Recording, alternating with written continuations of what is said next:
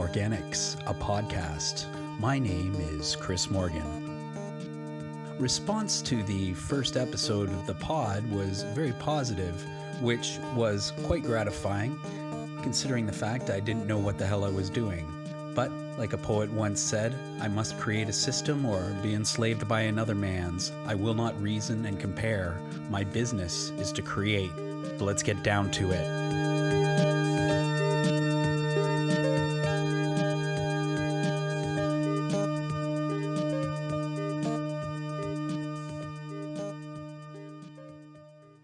One of the pieces of news that has come across my desk in recent weeks has been the story about sea shanties being popular again. They're back. And it seems like people are really digging them. I guess there's been a proliferation of them on TikTok, as the kids say. The revival of the musical form has led to the signing of at least one young man who managed to get himself a deal with the recording industry. And I know what you're thinking, the recording industry still has money. Rim shot.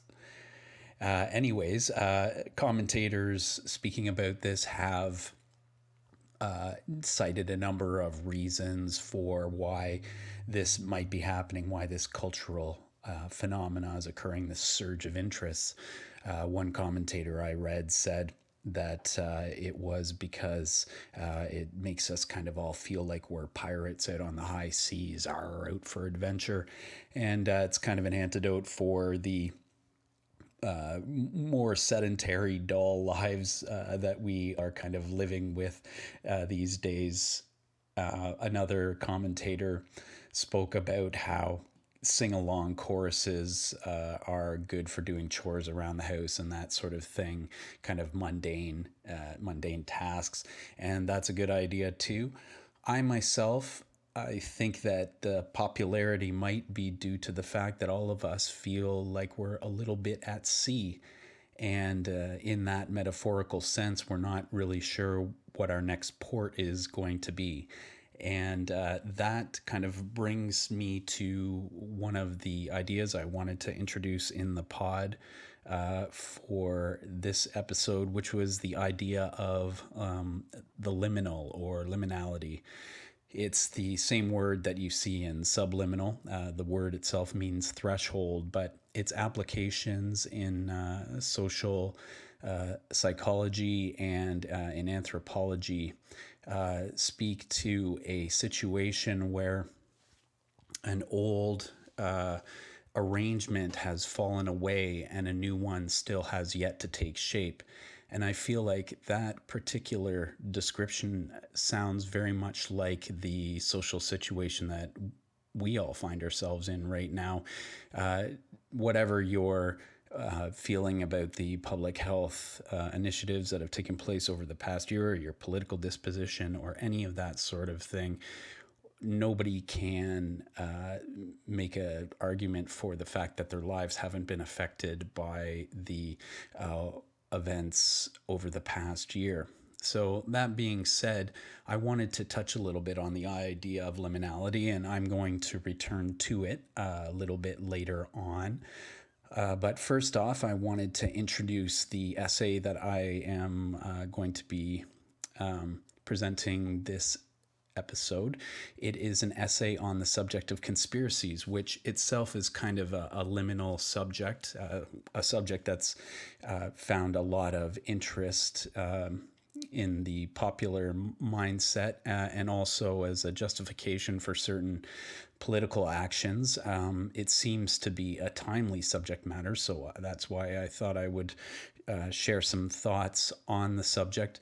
You know, I wanted to say too that this essay is really about kind of trying to present a way of thinking about conspiracy theories. So even though I'm sure it's going to become clear in the course of it, there are certain conspiracy theories that have more veracity than others. I am not really interested in kind of judging them, only trying to understand what it is in the human experience that has made these particular imaginative constructs uh, so popular in our time. So they've been with us for a long time, and I get into that with the essay, but the idea of conspiracy theories and that it brings a certain amount of security to somebody's life, and that being the result of the fact that you know what's going on in the world or what's really going on behind the scenes, that's a big part of the impetus behind the essay. The question of how we know what we know. I think that is a kernel of we'll call it truth, that is kind of at the core of what the conspiracy theory is really all about. So, without further ado, I want to present my essay on conspiracies. This is part one.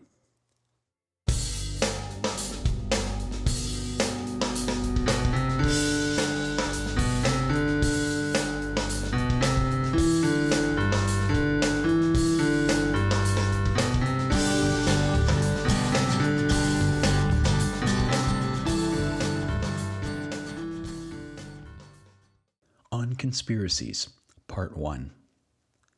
I have a dear friend with whom I discuss all sorts of subjects.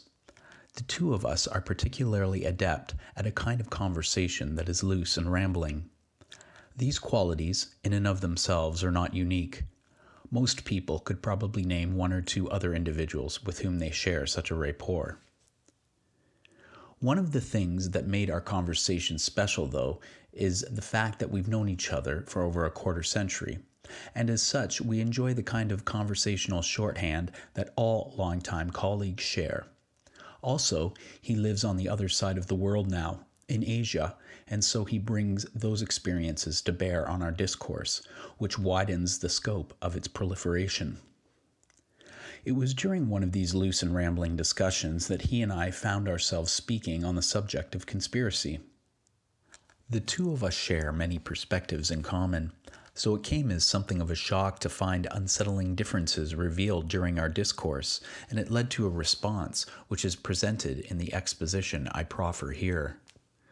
There can be no doubt that conspiracies exist in nature and human society, and have for as long as living beings have been able to breathe together, which is the original meaning of the word conspiracy, generated from the Latin conspire, con together with, and spire, breathe.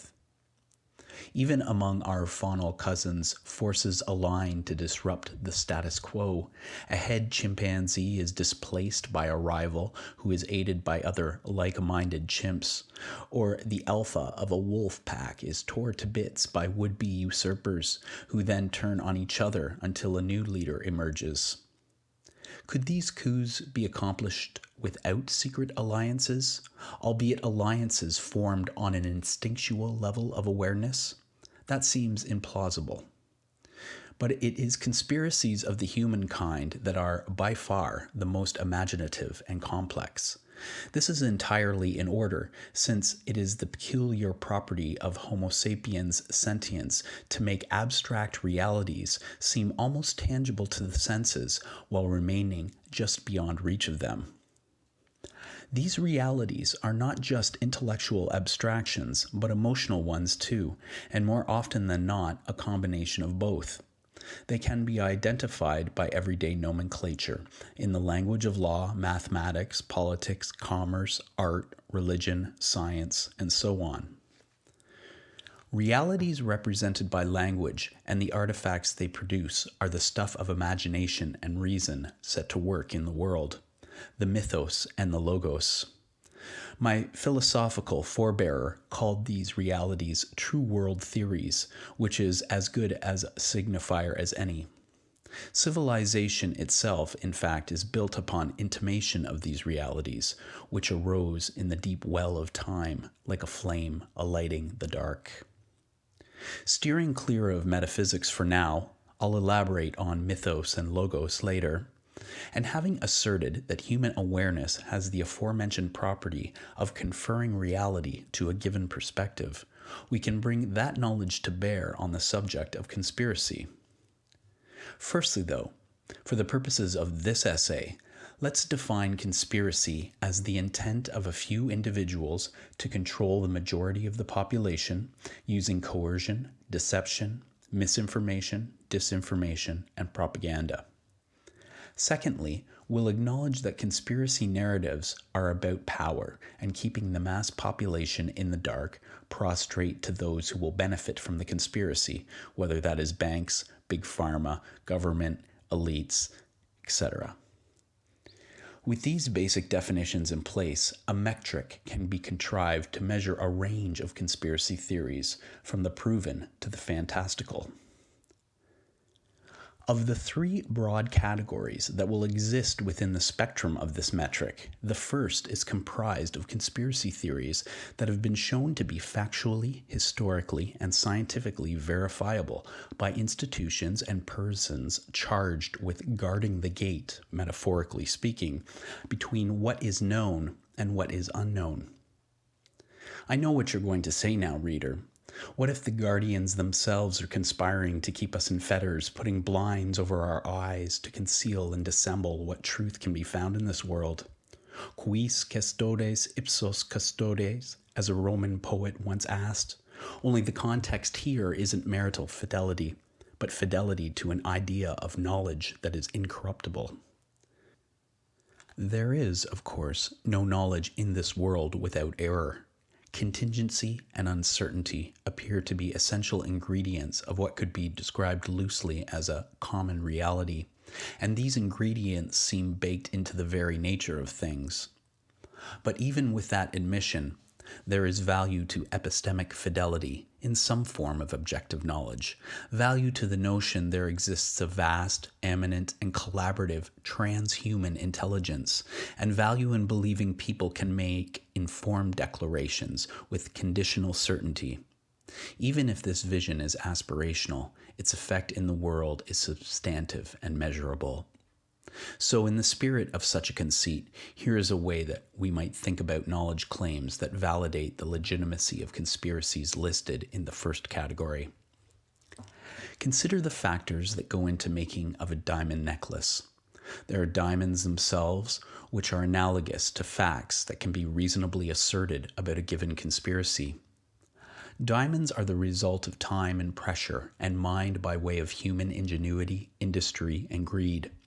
So too are facts the result of individuals and communities from various disciplines using rigorous, critical, and competitive processes to delineate known qualities from what's unknown. The size, number, and setting of diamonds in the necklace parallels the constellation and arrangement of facts about a conspiracy theory. If someone were to purchase the necklace, there are ways to ensure it isn't a fake. Analogously, if a theory is validated, we can consider the facts supporting that validation to be credible. When we turn on a light or start a car, we expect the scientific theories that inform the object's engineering to produce the desired effect. With conspiracy theories, the desired effect is to know the truth of an event or process and its relevance to the individual and society. To summarize, it is because of legal, historical, academic, and scientific factual rigor that the conspiracies in the first category have been shown to meet the definitions of conspiratorial intent described previously: coercion, deception, misinformation, disinformation, and propaganda. Evidence offered as proof in each conspiracy's case is nigh irrefutable. If measurements on the conspiracy spectrum are made horizontally, i.e., along the x-axis, the first category occupies a range of degrees closest to xy. Proximity of one category to another along the x-axis is an effort to demonstrate a progressive tendency towards more extreme, fatalistic, and fantastical beliefs represented in the conspiracy spectrum.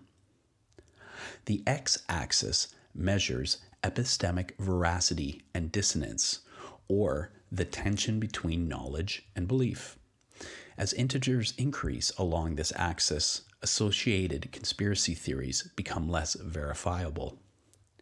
Cognitive dissonance, or if you prefer, psychological tension, experienced by a conspiracy theorist is measured along the y-axis, vertically. The rate of change here is represented by the rise of an upward concave parabola. Least affected by cognitive dissonance are conspiracy theories classed in this first category, called demonstrable conspiracies, or DC. Few people would contest these conspiracy theories. Some of the more well-known include the NSA surveillance program revealed by Edward Snowden, the Bush administration's intent to mislead United Nations about weapons of mass destruction in Iraq, the Iran-Contra affair, Watergate, among many others. Strategies employed by the tobacco and lead industries to hide the dangers of their products in the early and mid-20th century would also appear in this category, although this wasn't always the case, as I'll explain in a moment. Many of the conspiracies in this category are nefarious, like Kristallnacht, or the Catholic Church's cultural assimilation of indigenous people and suppression of priest sex abuse scandals. Others are so famous they're the stuff of legend. Socrates' trial and execution, Jesus' crucifixion, and the assassination of Julius Caesar are good examples. The DC category acts as a control for the rest of this imaginary metric, and the conspiracy theories listed here will be obvious to motivated, informed, and curious observers like you and me. These are events that are recorded in history, studied by scholars, documented by legal precedents, affirmed by experimentation, validated by institutional analysis, and so on. It is worth noting, however, that events listed in the DC category did not start out there. It is by a sort of collective intellectual rigor and due to the passage of time that conspiracies are exposed. Bias is limited too, as more information about a conspiracy theory becomes available. Of the classifications represented on the spectrum, the DC category is the one most associated with what might be described as objective knowledge, if such a thing is believed to exist. Degrees along the x-axis of the metric represent a gradation which corresponds with the epistemic veracity and dissonance of a given conspiracy theory, as I mentioned earlier. Suffice it to say, the conspiracies listed along the far right of the demonstrable conspiracies category might be considered verging on demonstrability. These conspiracies include the influence of the American military-industrial complex, domestically and abroad, and the oil industry's campaign of disinformation related to the effects of pollution in the atmosphere. Here also we can observe the institutional and societal structures underlying the systemic oppression of women and people of color in the West, which has been created to benefit a white male minority. Economic and financial collusion between members of a small group of global corporations could be classified in this designation as well. The distinction between degrees in the demonstrable conspiracies category as a whole is the presence of overwhelming legal precedents, coupled with ongoing and intense institutional analysis and the passage of time. Societal change over successive generations coincides with the collective response to the conspiracies classed in this category. Widespread acknowledgement of the conspiracies listed here results in revolutions and leads to the prosecution and sometimes termination of corrupt entities and agents. This fact highlights the most obvious and important aspect of the theories classed in the demonstrable conspiracies category. Society and its culture are transformed in fundamental ways by the unmasking of conspiracy, provided the conspiracy has affected the lives and/or the well-being of a critical mass of people in that society. There is, nevertheless, ongoing resistance to disrupting the status quo and revealing the extent to which people are manipulated from the highest levels of government and commerce. Yet even in this time, the male-centric power structures and patriarchal enforced hierarchies are under siege on all sides. Appeals to traditional authorities are not completely ineffectual, but this is an era of profound existential doubt in the West, a time of fake news and false prophets, and the way ahead is unclear, even, I think, to the most prescient among us. Overcoming pernicious doubt requires novel optimism, a spiritual disposition that is resilient in the face of life's sufferings, and not a denial of that suffering. If history provides a guide, political and economic hegemonies are impermanent. Even with maintenance, they eventually falter like a decrepit body or an old machine. That's why the passage of time is an important consideration when evaluating the effect of conspiracies on society. It keeps things in perspective. For example, when oil companies fully transition to green energy production, some 20 years from now, it will be easier to acknowledge the corrupt veneer under which the industry operated for more than a century. In short, conspiracy theories deposited in the demonstrable conspiracies category are verifiable. And if the conspirators haven't been outed already and punished, controlling the classified information they once attempted to suppress has lost value. End of part 1.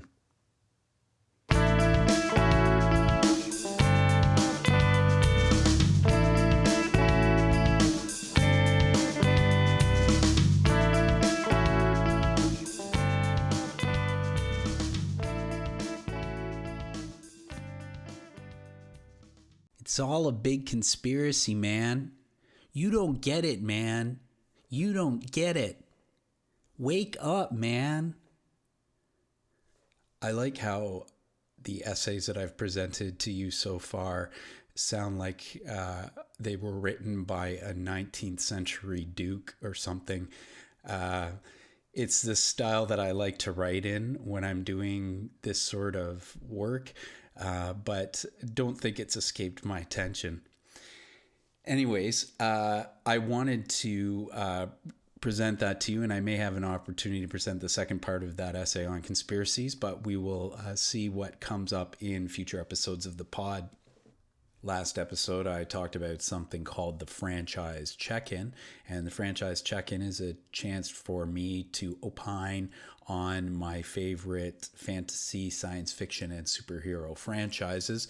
They are 5 in number. We have Star Wars, Star Trek, Lord of the Rings, the Marvel Cinematic Universe, or MCU, and the DC Extended Universe. The one I'm going to talk about right now is WandaVision, which is an MCU joint. So I'm going to just give a very brief commentary. If people are not watching this program, this will be a very short segment, so just bear with me. I'm not going to present any spoilers that I can think of, but we're at the end of episode 5 now when I'm recording this podcast. I think we can see now that what Wanda's experiencing is some kind of response to an emotional trauma. We might surmise that it is the death of Vision, and that this whole kind of wish fulfillment fantasy that she's created is part of that. It does harken back to a Marvel series called House of M. I'm not even going to get into that right now, but I think we could perhaps conjecture that this thing that Wanda has created, this reality, may be actually the harbinger of the next stage in kind of the Marvel Cinematic Universe evolution. So we'll have to talk about that a little bit more in the future. Last but not least, I have a song, and for it I wanted to return to the theme of liminality that I brought up in the first part of the pod. That idea of moving from something that is known through the unknown into something new. So the song I have to present is unironically titled Liminal. It's on that very subject matter, and it is the newest piece I've written. I've had the melody around for a little while, but the lyrics just fell into place very recently, so I did a little bit of work here at the studio and managed to come up with a recording that I'm reasonably pleased with. So I leave you with this until next time. I hope you enjoy it, and as the Vulcans say, live long and prosper. Transformation is in the air. Change is manifesting everywhere. This is how it starts. A revolution of the heart. Nothing's certain, that's for sure. Except we need a plan to save the world, and everyone will play a part. A revolution of the heart. None of it is scripted. No sample can be lifted. Explanations scripted. So everybody dig it.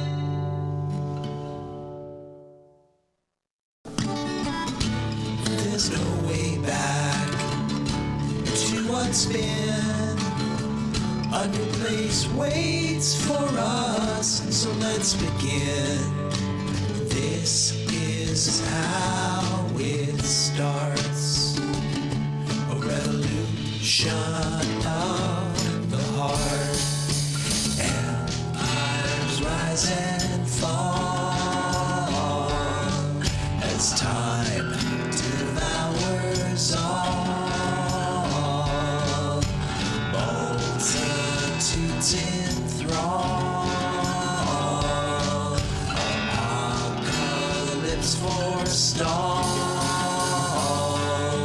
We walked after we crawled. A big thing that started small.